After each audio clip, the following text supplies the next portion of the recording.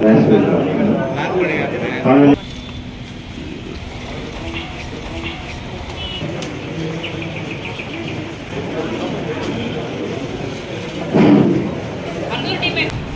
కావలి నియోజకవర్గంలో ఉన్నటువంటి 4 మండలాలకు సంబంధించినటువంటి NREGSకి సంబంధించినటువంటి ఏపీఓలతో, ఫీల్డ్ అసిస్టెంట్లతో, ఎంపీడీఓలతో అందరితో కూడా ఈరోజు రివ్యూని కండక్ట్ చేయడం కూడా జరిగింది.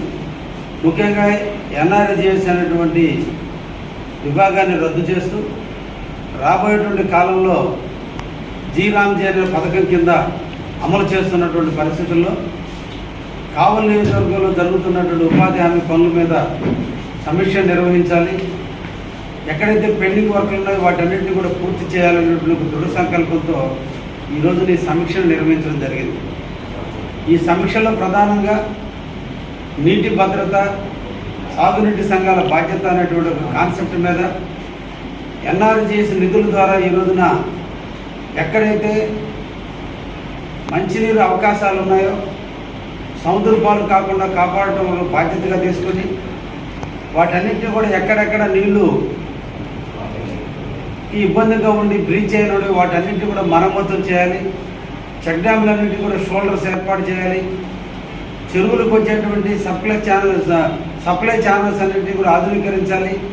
చెరువు కట్టలన్నీ మరమ్మతులు చేయాలనేటువంటి దృఢ సంకల్పం ఒకవైపున, రెండోది గ్రామాల్లో సిమెంట్ రోడ్లు, డ్రైనేజీలు, అదేవిధంగా ఇతర ప్రభుత్వ సంస్థలకు సంబంధించిన బిల్డింగులన్నీ కూడా NREGS ద్వారానే మెటీరియల్ కాంపోనెంట్ ద్వారా జరుగుతున్నాయి. కాబట్టి ఈ మెటీరియల్ కాంపోనెంట్ అమౌంట్ నిధులు రావాలంటే వేజెస్ పెంచాల్సినటువంటి అవసరం ఉంది. కాబట్టి గ్రామాల్లో ఉన్నటువంటి ఈ ఉపాధి హామీ పథకం కింద ఉన్నటువంటి జాబ్ కార్డు పొందినటువంటి వాళ్ళందరికీ కూడా వాళ్ళకి గ్యారంటీ ప్రోగ్రామ్ కింద నెలలో సంవత్సరానికి 120 రోజులు పని కల్పించాల్సిన అవసరం ఉంది. కాబట్టి వాళ్ళందరికీ పని కల్పించడం జరిగితే ఆ పనిలో ఉన్నటువంటి దాంట్లో 40% మళ్ళీ అదనంగా ప్రభుత్వాలు మనకి వివిధ వర్కులకు చేసుకోవడానికి నిధులు శాంక్షన్ చేస్తుంది. కాబట్టి ఇది ఒకదానికి అనుసంధానమైనటువంటి విభాగం. కాబట్టి ఈ విభాగాన్ని ఈరోజు పూర్తి స్థాయిలో కూడా సమీక్ష చేయడం జరిగింది. ఈ రోజున వాళ్ళ ఉద్యోగస్తుల యొక్క భద్రత, వాళ్ళ యొక్క జీతాలతో పాటు స్టార్ట్ అయ్యి ఈరోజు గ్రామాల్లో పంటలన్నీ పండి కూడా ఇంటికి వచ్చిన వేళ ఇక ఉపాధి హామీ పథకాలు కూడా మొత్తం కూడా బిగిన్ చేస్తామని చెప్పి ఈరోజు ఫీల్డ్ అసిస్టెంట్లు కూడా తెలియజేయడం జరిగింది. రేపటి నుంచి ఈ నెలలో ఇచ్చినటువంటి టార్గెట్లు మన కావలి నియోజకవర్గానికి 11,182 మంది ఇక్కడ పనిచేయాల్సిన అవసరం ఉంది. ఇప్పటికీ ఈ వారంలో 781 మంది మాత్రమే పనిచేస్తుంది.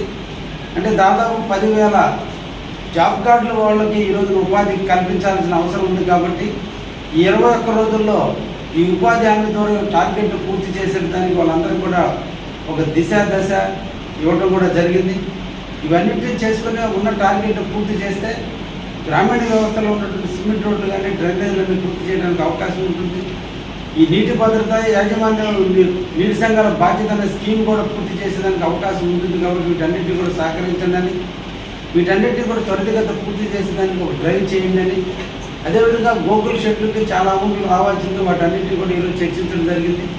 ప్రభుత్వం నుంచి రావాల్సినటువంటి బిల్లులు తప్ప నిధులన్నింటినీ కూడా తీసుకురావడంలో కానీ, గ్రామీణ వ్యవస్థలో జరిగేటువంటి పనులన్నింటినీ కూడా నాణ్యతా ప్రమాణాలతో పనిచేసే విధంగా కానీ, అధికారులను కలుపుకొని మన నియోజకవర్గంలో ఉన్నటువంటి అన్ని పనులు పూర్తి చేసే విధంగా ఈ రోజున కార్యాచరణ చేయడం జరిగింది. తప్పకుండా వాళ్ళ ఆధ్వర్యంలో ఇవన్నీ కూడా టార్గెట్ పూర్తి చేస్తారనే విశ్వాసంతో కూడా ఉన్నాం.